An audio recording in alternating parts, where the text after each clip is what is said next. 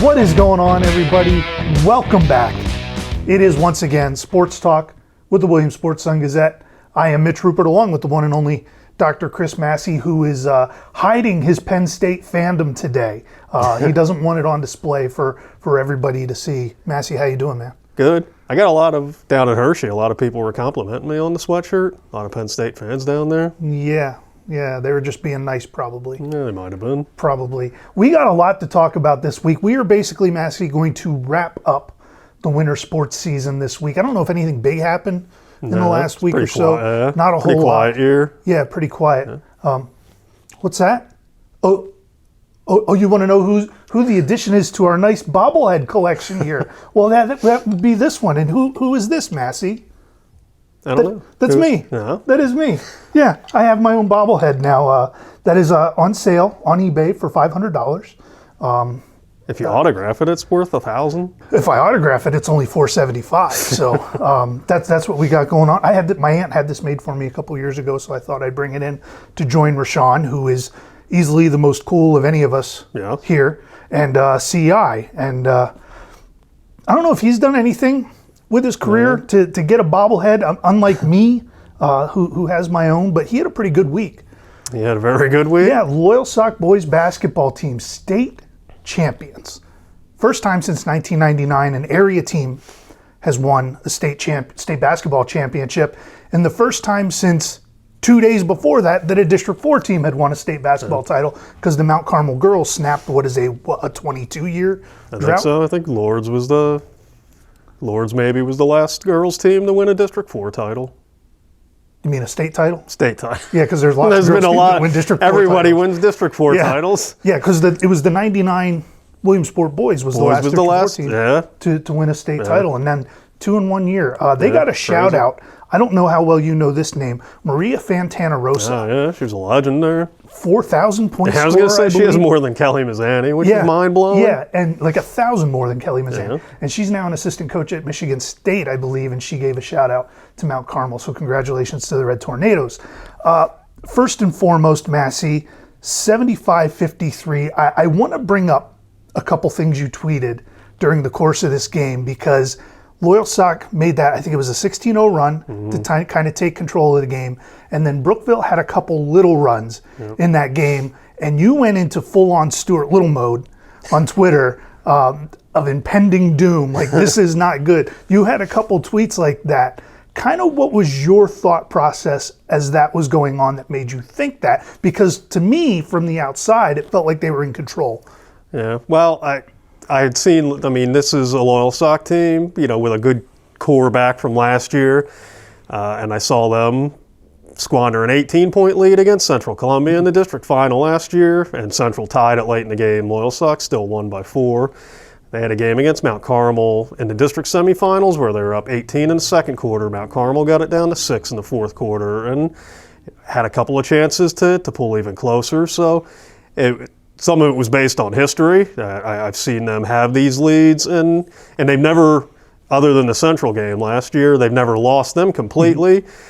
But, whether it's them taking their foot off the gas or just the ebbs and flows of a game, I've seen it happen before, and Brookville was getting those points kind of quick. It was like when they came out in the second half, it was bang, bang, bang, 6 points, layups in the first 90 seconds, and so it was hard not to think that this could get very interesting right now, but it didn't. What this team did, though, like even against Math, Civics, and Sciences, when they made a little run at times, they always found a way, Loyal Sock always found a way to answer. They always found a way to stop that run and keep it from getting out of hand and keep the score from getting tied. And maybe that's what separates this team from ones in the past who haven't been able to reach this summit.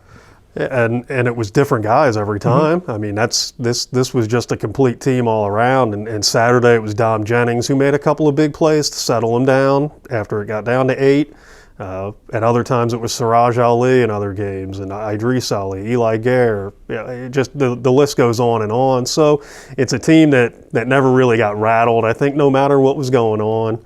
And the ability of different guys to step up at different times, and for the opponent to really have to pick a poison and and know that whatever poison it picks, it might kill them. All that, I think, combined to help them weather those storms.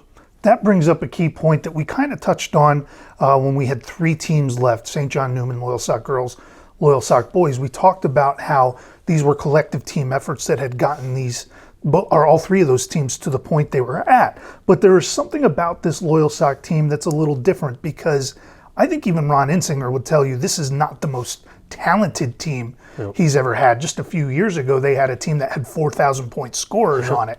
But this is a team where maybe the sum of the parts is greater than the individual pieces. And everybody on this team understood what their role on the team was, accepted their role on the team, and didn't complain about their role on the team, and look where it got them. Yeah. That's monstrous. That's why they did this. And to your point, that's what Ron Insinger said after the game. He said, "This is my best team ever. It's not the most talented team ever, but in terms of coachability, in terms of everybody listening and doing what they're supposed to do and not complaining, just buying into their roles and excelling at their roles, that's what got them a state championship, and that's what it's hard to argue when you're talking about the best ever in program history, when you're the only one that's won a state title, and that's what did it. It's not, executive education had Division I players, Math, Civics, and Sciences had 3 of them, but Loyal Sock was the better team because they had a team,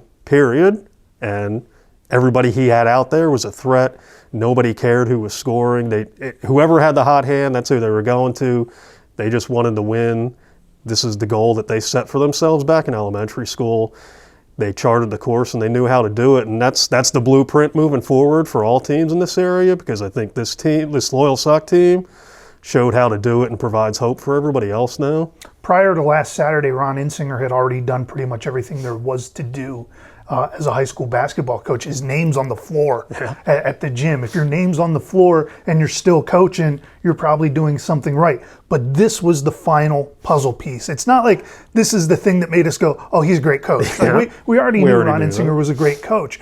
But this is the final piece of that sterling resume of his that I'm sure he wanted. What did he say about what this means to him after 47 years?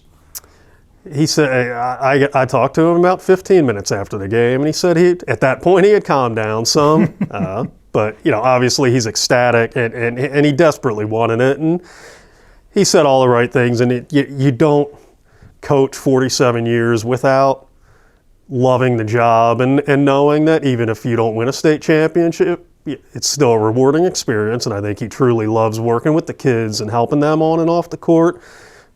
But you also don't coach 47 years without being an intense competitor and loving to win. And so I think he desperately wanted this. And, he waited 28 years to get another crack at it after being there in 93. So he knew this might be it. This might be the last shot. So I think it was a sense of euphoria and probably a sense of relief, a sense of a burden being lifted and now being complete, knowing I don't think he's going anywhere. I still think he wants to coach, but knowing he's literally done everything there is now. There's nothing left on his basketball bucket list that he hasn't done, and I think that's just an incredible feeling for him. That is, and he is such a supporter of all Loyal Sock athletics. He is the athletic director there, but you'll find him on the sidelines at football games, and I'm sure he's been to the baseball games when they've made the runs. Yeah, and he was at the softball game the other day. Yeah, and that's why everybody kind of rallies around him and to support him. On the same day, Masse, that Loyal Sock goes down and wins a state basketball championship, there was another historical finish just a little bit away. Down in Mechanicsburg, the Williamsport wrestling team becomes just the second Lycoming County team ever to place in the state dual meet tournament, finishing 4th in the Class AAA field. But beyond that, they are the first District 4 team to place in the AAA state team tournament, finishing 4th. And when I came away from that, Masse, they lost in the semifinals to eventual champ Waynesburg Central. Waynesburg Central outscored its opponents on average this year, I think, by 56 points every match. Wow. They're the 6th ranked team in the country. Loyal Sock lost by 38, or excuse me, Williamsport lost by 30. I think it was 37 or 38 or something. The 3rd lowest point differential that Waynesburg's given up this year. And then they were one toss-up bout away from beating Springford in the third place match. So the thing I came away from Masse was saying they belonged. Yeah. You know, they were the surprise team in the Final Four, but they absolutely belonged in that Final Four. And I think from the people I talked to on the outside who don't know the Williamsport program that well, people wanted to see whether or not they deserved to be there, and they proved they deserve to be there. And this has just been an incredible year for that program. Brian Nasdio, his entire staff, 2 guys on the state podium for the first time since 95, a state finalist for the first time since 95, a 4th place finish in the state. In AAA wrestling in Pennsylvania might be the toughest classification of high school wrestling in the entire country, and they were the 4th best team. That's a pretty good run, because for your 20 years here, there was a long time where that Williamsport wrestling program wasn't very good. Yeah, and that's, I mean, I don't know, I haven't covered wrestling in my 20-some years here, but like you said, I know they were down for a while, and it seems like they've been getting better and better each year here and building, and a run like that can only help them moving forward. I think it's one thing that's, it's tangible now to know that you can do that, and the younger kids see that. They see how the older kids go about doing their business, and that's a program changer. Yeah, next year's the year where I think they really want to make their run. They only lose one starter, Austin Stugart, who had the huge pin against Bellefonte in the state quarterfinals to help them get the win. He's the only starter moving on from that lineup. Wow. I think they want to find a little more production in some spots, but Sebastian Robinson's going to be a senior next year who's had a really nice come up this year at 172. And then the studs that they have in that lineup is great. But it kind of led me to a thought about Williamsport, because even though they're right here where we're located in Williamsport, they're kind of the outlier in District 4 a little bit, because they're the biggest school within the district. They compete in their district competitions in District, now mostly in District 6. They've done some in District 2 in the past. But to me, Masse, it always feels like the area is lifted up when Williamsport is doing really well, because it is your biggest school, whether it's in basketball, baseball. The softball teams have been really good. When the football team made their run under Chuck Cruz a couple years ago, everybody seemed to rally around that. When they're good, it just seems to lift everything up. I agree. I mean, there was about 6 years ago, local football coach, we were having a really good football season for the area, and he said, all we need now is for Williamsport to get going, and this community will really be on fire. And 2 years later, Williamsport had one of its best teams ever, went to the state quarterfinals, and you could feel it. You could feel that buzz in the area, and I think the same thing when the basketball team is able to go on runs, and now with wrestling. So to that point, I think you're right, and I think there's a lot of respect for Williamsport around here, because it is a big school. Not a lot of people play them. So when they see them do well, I think it kind of lights a fire under everybody. Because even in a down year, when you beat Williamsport, that's a good win. Yeah, and every coach I think I've ever talked to, it doesn't matter what Williamsport's record is. If they win, they're excited about it. It's a big deal because of their history and their size. So we're putting a nice little tidy bow on the winter sports season. John Girardi's Swimming All-Stars were in Thursday's paper. Your Basketball All-Stars are coming out this weekend. My Wrestling All-Stars will be in next week. As I went over John's Swimming All-Stars, his swimming athletes of the year, I think were pretty easy to pick. Kimberly Shannon at Lewisburg won 2 state gold medals. She was the girls' athlete of the year. Jack Beatty from Williamsport, I think, finished 5th at the state diving tournament. He was the boys' athlete of the year. Your selections and my selections, I think, are a little tougher than what John had to do. I have spent so much time, maybe not necessarily about the MVP. I think my wrestling MVP is pretty cut and dry, but going over freshman of the year, coach of the year, my second team all-stars for wrestling would be a really, really good dual meet team. Yeah. Then I thought about your boys' basketball MVP, and I said, good luck. Because how do you separate David Hill, Davion Hill, Siraj Ali, Idris Ali? You wrote a column that you thought Idris Ali should be the Class AAA Player of the Year, and you can make an argument that either David or Davion Hill should be the Class A player of the year. How do you, I'm not asking you to reveal who it is, how do you even separate what those 4 guys have done? Because I can assume that those are probably your 4 favorites. Yes. Yeah. People, anybody that's followed area basketball knows those are the guys. And I said on Twitter last night, there's 4 guys that you can make a legitimate argument for player of the year. So this might be the most front-loaded all-star team I've ever put together in 22 seasons here. And it's tough because all of them, I think, are going to be, in my opinion, all of them are first-team all-staters this year. And all of them, were able to carry their teams at different times. So it's pretty hard without giving it away. One of the players I thought separated himself a little bit, and that's why I gave it to him. But going into state tournament, I had no idea who I was going to pick. And there was 4 different times where I said it's going to be one of these 4 players, and at one point of the season, one of those guys was going to be the player of the year at all times. So it's hard to pick it, but it's also fun to have those options and get to see that kind of talent around here. Now, when I pick the Wrestling All-Stars, I keep my team to 2 teams because I want it to mean something when you get on the All-Star team.